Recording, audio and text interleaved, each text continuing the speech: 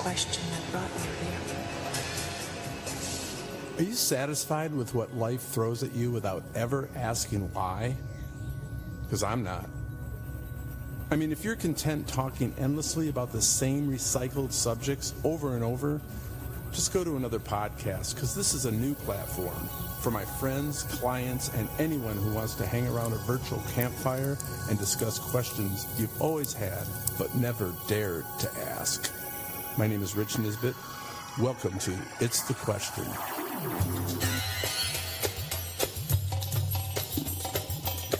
Yes, here we are on podcast number 2 of It's the Question. I'm telling you, this has got to be one of the coolest, best projects that I have ever been involved with. I mean, come on. Honest answers from your heart with no agenda on subject matter we rarely talk about. It's so refreshing and so enlightening. Last podcast, we asked the question, have you ever been outside of your body? And man, you will not believe what you're going to hear. The answers, the stories, all the experiences, they're some of the most compelling things you're ever going to hear. And you know what? More people answered yes to that question than no. How about that? So I'm trying to keep these podcasts to 15 minutes and under, and I don't know how I'm going to do it, but I've categorized the circumstances around a lot of these out-of-body experiences, and I thought I could read a couple of each category so that we could get an idea of what people have been through. Some were in a meditative type of process. Others mentioned being in a therapy type of session when that occurred. Others had physical pain or trauma. Some had a huge loss. There were people that said that they were on a certain type of drug, and that contributed to their out-of-body experience. And then there was some that just said it happened in a random way. I don't know. Okay, so let's take up the answers you guys sent in regarding the question, have you ever been outside of your body? The first category will be around a physically traumatic type of experience. The first one is from someone from Minnesota. Have you ever been out of your body? Yes, I have. I was riding my bike when I was about 6 years old. I hit some kind of pothole and went flying over my handlebars. I was on the grass and I could see my body in front of my bike and I was unconscious. I remember my brother picking me up and taking me home, and my mom and my brother then took me to the hospital. I was in and out of consciousness. I also remember seeing my body in the hospital bed. All right. So this person was able to visually see his body when his body was knocked out, unconscious. Okay, here's the next one. This is from a woman who is from the Midwest. She says, I'm inclined to say no, but in giving more time and pondering the question, I think of when I gave birth to our kids. It takes you out of control, but in control, then it's over instantly. Okay, a couple things I want to say on that. I've heard athletes mention this phenomenon, being out of your body. Michael Jordan, Joe Montana, they've said at times they could see the entire basketball court or the entire football field when under such physical exertion and expectation. And come on, childbirth, that's very physically trying. But in the same light, there's a huge, huge necessity that would pull us out of our body's physical limitations for the safety of the child. That's a whole nother podcast right there. Okay, the next category is drugs causing out-of-body experiences. This first one is from a person from Canada. He says, when I was about 16 years old, I had taken LSD. I took it at my friend's house and we hung around for a bit. We then got in a car and drove to a party. When we arrived there, I got out of the car and all of a sudden popped out of my head about a mile above the neighborhood. I could see everything. I couldn't really understand what was going on, so I eventually walked home with a friend. That whole experience made me feel like I had something like a secret.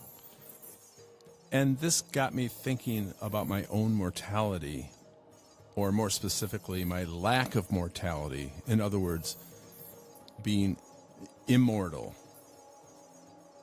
Whoa. All right, the second drug experience was from someone from Northern California. She says, yes, I have done that. I think it was when I used drugs like ecstasy or LSD. It was like I was above myself, looking down on what I was doing at the moment. The feeling didn't last for a long time, and it didn't seem that significant, since there were lots of different feelings on those type of drugs. It was more of an emotional feeling, like seeing an overview of what was happening and where my life was going. Pretty cool. So, what could be the takeaway from those two? Well, the one person, again, saw his entire neighborhood from about a mile above it and started thinking about the chances of us being immortal, meaning we don't die. Pretty significant there.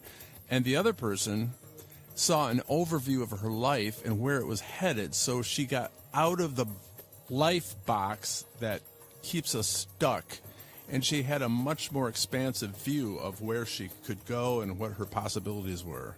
I think that's pretty amazing. All right, let's take up some of these that said no to that question. Now, I just want to point out that those that said no were still not denying that it could possibly happen. They just said it hadn't happened with them. Now, here's the first one. It's from a bus driver, and the answer is just simply no. All right, next one. Guy from the Midwest, he said, no, I haven't, not in any meaningful or productive way that I can recall. Next one is someone from Canada, and he says, it would be easy for me to answer that question for you. I have not. I suppose I've just always been grounded, and I have not experienced any trauma or drug-induced out-of-body or mind experiences. All right, so right there, he feels that in order to be out of your body, you'd probably have to have something traumatic or some drug that forced you out. But yet again, he's not saying it couldn't happen. So the last story on people who have not been out of their body is by a person who is from India. He said, no, I don't want to be outside of my body unless and until I am either guided by a shaman or I am sure that I am leaving my body in a safe place. Something close to this, I have had multiple sleep paralysis experience.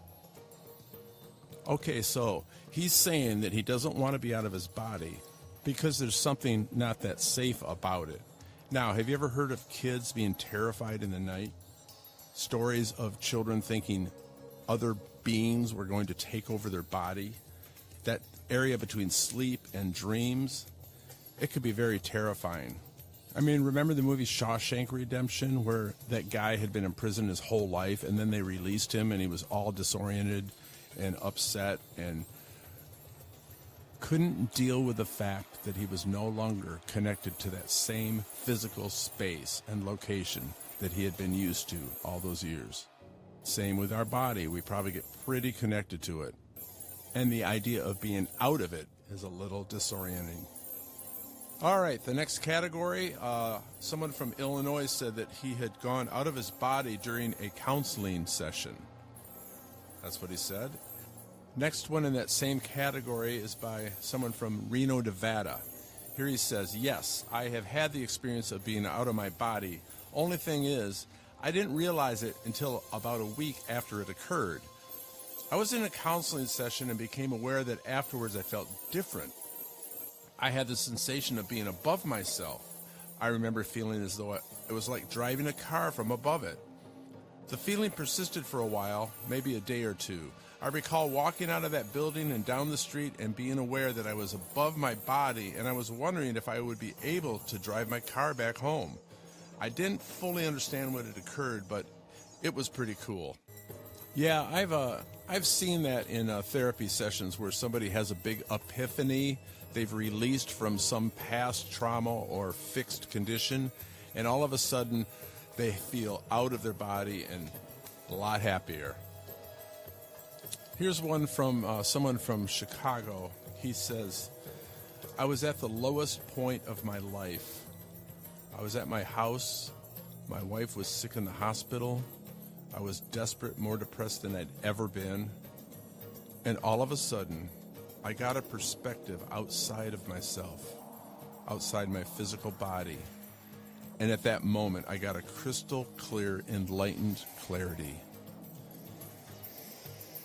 So, I have read that sometimes when we hit the lowest points of our life, when our backs are up against the wall, there is nowhere else to go but up. And sometimes that low point sparks a necessity in us, and all of a sudden things become crystal clear, and I suppose an out-of-body experience may occur because of that necessity. Wow. All right, the next one is from a musician in LA, and he gives an analogy to this whole thing. He says, being out of my body is a matter of size as a being, but since spiritual beings can't be measured, we must have an analogy as a way of explaining it. Imagine you're at the stadium of your favorite sports team. It's near the end of the game, your team is losing. You feel pretty down at the moment and powerless to do anything about changing the outcome. We'll call this small as a being. Suddenly, someone on your team does something unheard of and your team wins the game. All of a sudden, you expand to the point of filling the entire stadium with your being. You are one with all of the fans in the stadium. You are huge and you know it. That's what it's like to have an out-of-body experience. You can be as big as you consider you can be. It's a most amazing phenomena to experience. And when you do, you will know that you are not your body. That's pretty awesome. Our size. I mean, yeah, when you're depressed, you kind of feel small and squished, don't you? But when you're exhilarated, you might feel huge.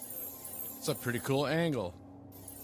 And while we're on that, there's a guy from Michigan that writes, when I was young, I was in my room, and all of a sudden, I had the realization and awareness that my head and body were moving, but I was still and separate.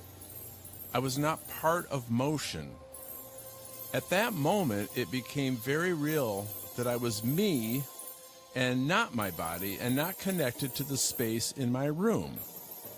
An unforgettable experience.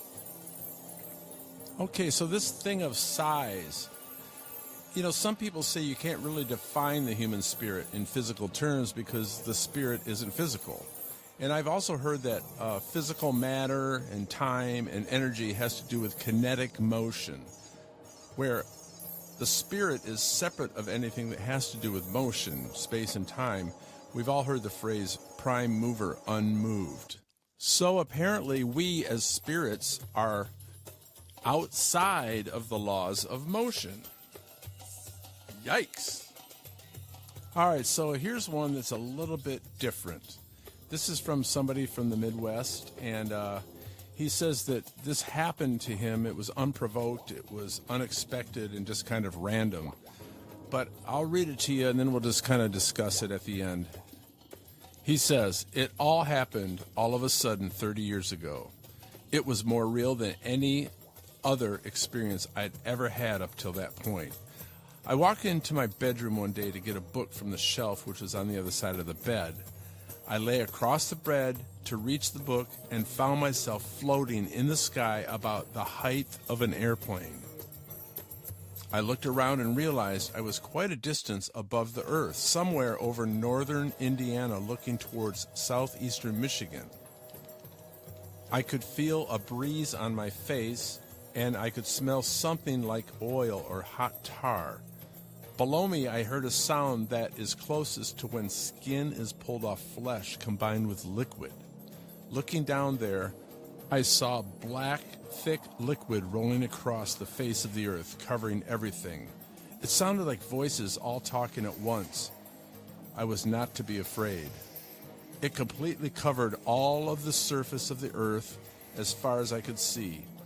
Then all at once, pillars of fire began to burn through the covering all over. I didn't turn around, but I was aware of pillars around me and beside me in all directions. They reached into the sky.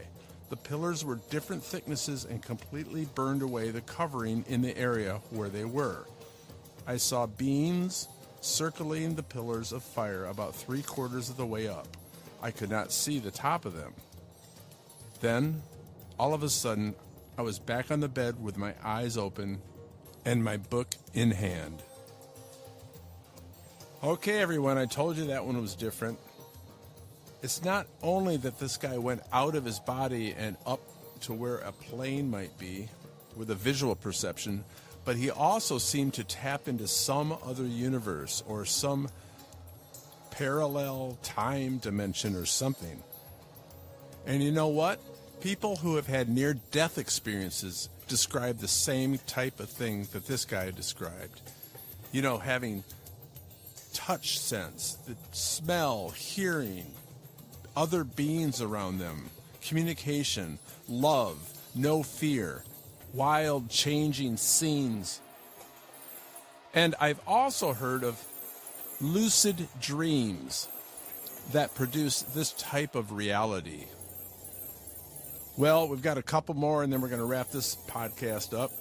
This last category is meditation.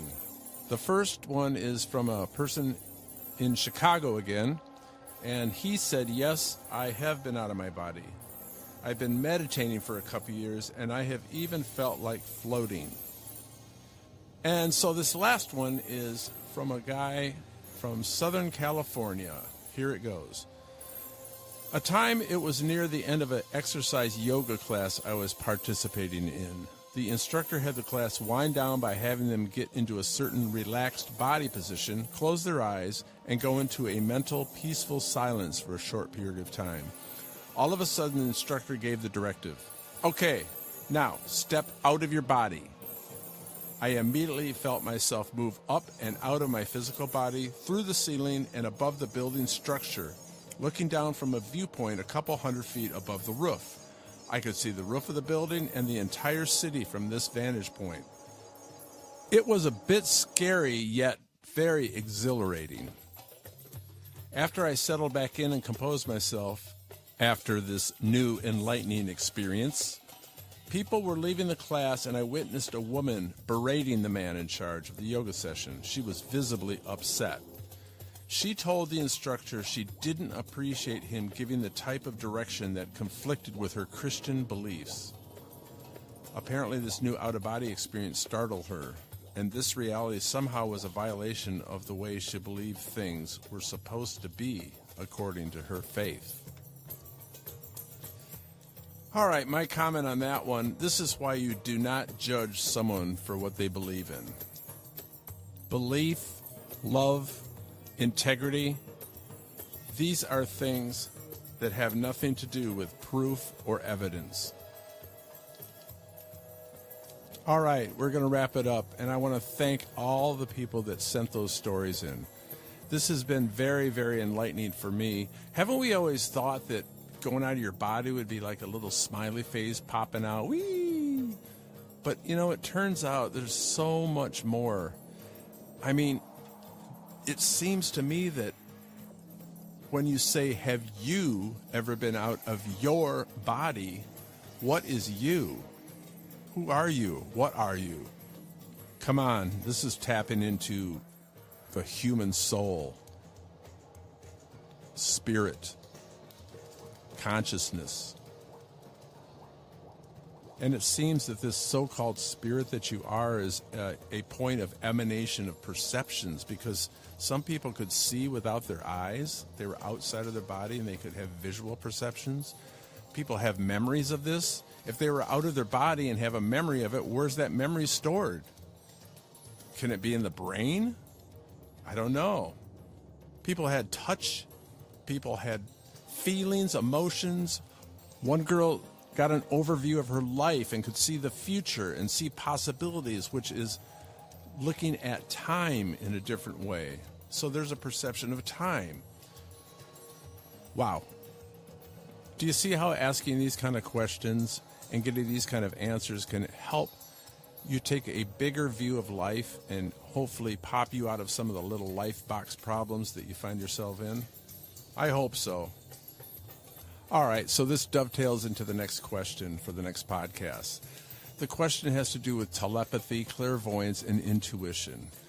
They're very similar. Clairvoyance has to do with the future, I guess.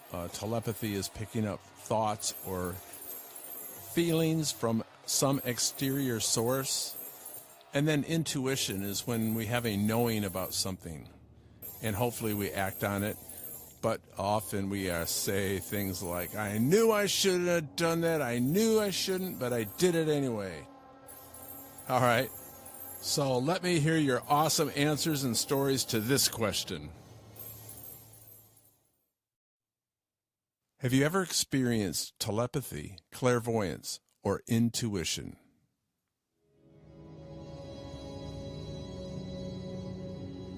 Hey, thank you very much for being part of this.